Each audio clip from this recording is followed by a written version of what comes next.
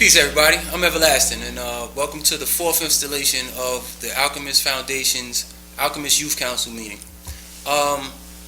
As you all know, we've been talking about a myriad of different subjects, and each one we think is pertinent to youth development. Some may seem trivial, but and some are very important to us.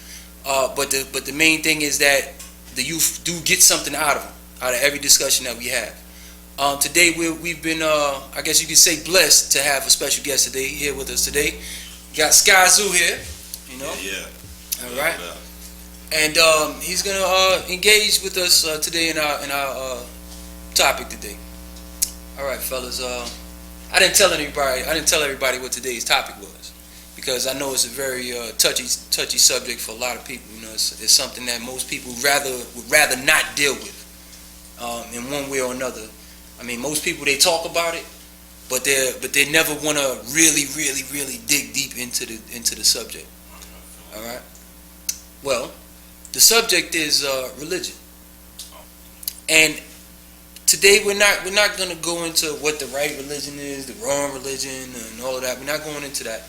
We're not comparing religions or anything like that. But what I want to know, and what the main objective here is to find out, what do you feel about religion? Do you feel that it's a part that is something that you absolutely need in your life? Is it something that you feel like you can do without? Is it something that you feel has hindered you in some way, or do you feel like it's something that has helped you? You know, so that's what we want to do today. You know, we want to talk about religion. So, you know, we can open up the discussion. Anybody? I'll start off. All right. So for me, religion is like that. It's one of those things where you don't cross the line because of your religion. There's always a fine line that you don't cross because of your religion.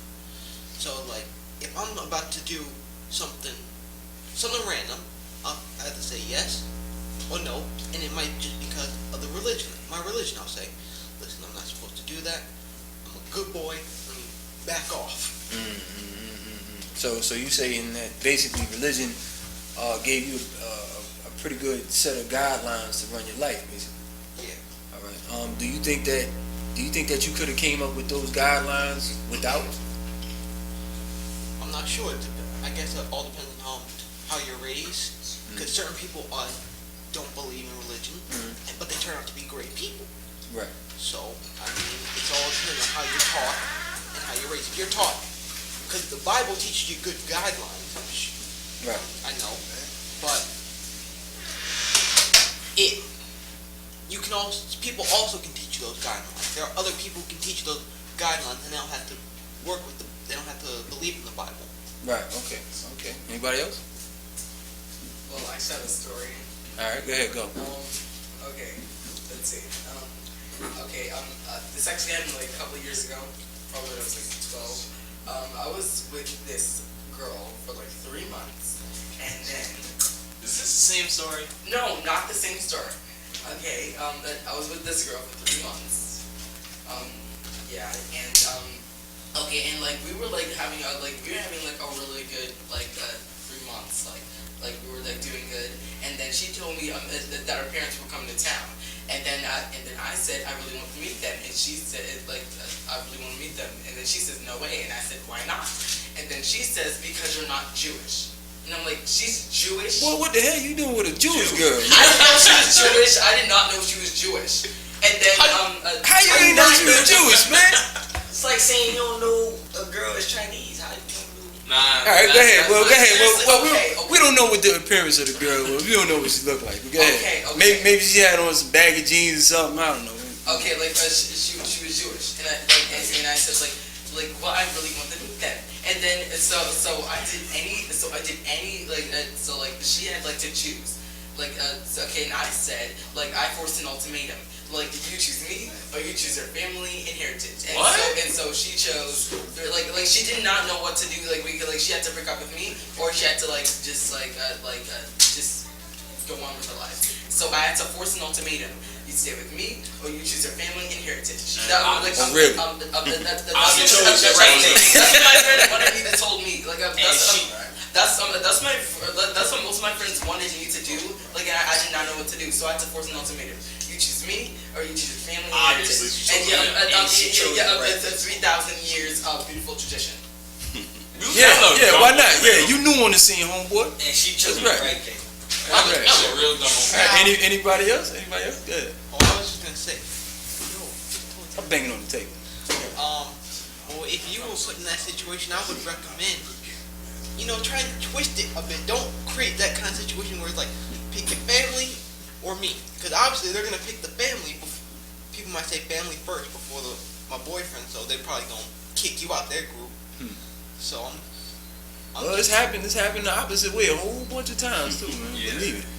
Believe it. Anybody else? I think people over-exaggerate religion, right? Because, for example, a lot of people say that they're Christians and things like that, but a lot of them don't even go to church. They don't even pray. They don't even do a lot of that. And so, I had this thought, right? People that worship, the big man. Muhammad, right? They would strap a bomb to their chest and die for their gods, right? But Christians, Wait a minute, let him finish. Go ahead. But Christians, if you told them to sell your house, they'll say something like, "Oh no, Jesus won't want me to do that." Right? Okay. So I just think that. So you're saying basically that when it comes to, let's say, all right, we're going to talk about Christianity as being a dominant culture, especially here in America. So we're going to say people that pretty much follow the dominant religion or the dominant culture here aren't as Profound. adherent.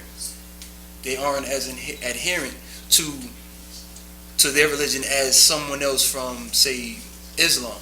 So you're saying basically Islam or people that follow Islam, they're more militant towards their religion. They have a sterner stance on what they believe. That's what you're basically saying. They're more zealous in their Die hard, huh? Yeah. With a point. Zealous is the word. Yeah. They don't want to say die, want to say zealous. And they're called Islam, not the people. Yeah. You never could. No, he didn't even say the people that follow. He said the people that worship. That's the funny part. Go ahead. But there's more than one country that follows Muhammad, right? No, but look, it's not about. All right, I'm gonna give you a little bit of insight about it. Muhammad is a prophet, right? He's a prophet, and he's seen as a prophet by those individuals that you think they are. Like Jesus. Right. Now, actually, it's a little bit different. In Christianity, it's believed that Jesus is God, that he is divine, that he is a greater human, that he's greater than I am, or such on and so forth. In Islam, Muhammad is not seen as someone who's greater than the average man. The only thing that could make him greater is the fact that he does things better than the average man, but he didn't have powers, and he couldn't heal anybody. You understand? He was basically a man. He was a man. Simple as that. So I could be the Muhammad of Brooklyn. What? You possibly could. Why not? Why not? Why not? You could. I mean, you think about it. We've had a whole bunch of different, conversations in here, and one of them was what? Leadership, right? And what better way? Because there's over a third of the world is Muslim. Over a third of the world is Muslim. I thought over a third of the world was Chinese. All right. Boy, this crack. This crack. And blood. Dang. Yeah. Anyway, like I said, over a third of the world is Muslim. Being Muslim is not a racial thing. It's not something that you do. It's not something that a person is born. Like, you're not born. Well, let me correct that. According to Islam, everyone is born Muslim. According to Islam, everyone is born Muslim. But there's a difference between being a Muslim and being a believer. Right? That's just something basic. But no one is born. It's not like you probably think that all Arabs are Muslim. right? There are a bunch of Arabs that are non-Muslim, a bunch of Arabs that are Christian, a bunch of Arabs that are Buddhists, a bunch of Arabs that are anarchists. They're a bunch of atheists, Hindus. You know, they follow all kind of religions. You understand? But a third of the world is Muslim. You understand? And they follow that doctrine. They follow the doctrine of the Quran. You understand? So what greater example could you think of leadership in regard to that? Like, your leadership should extend past your life.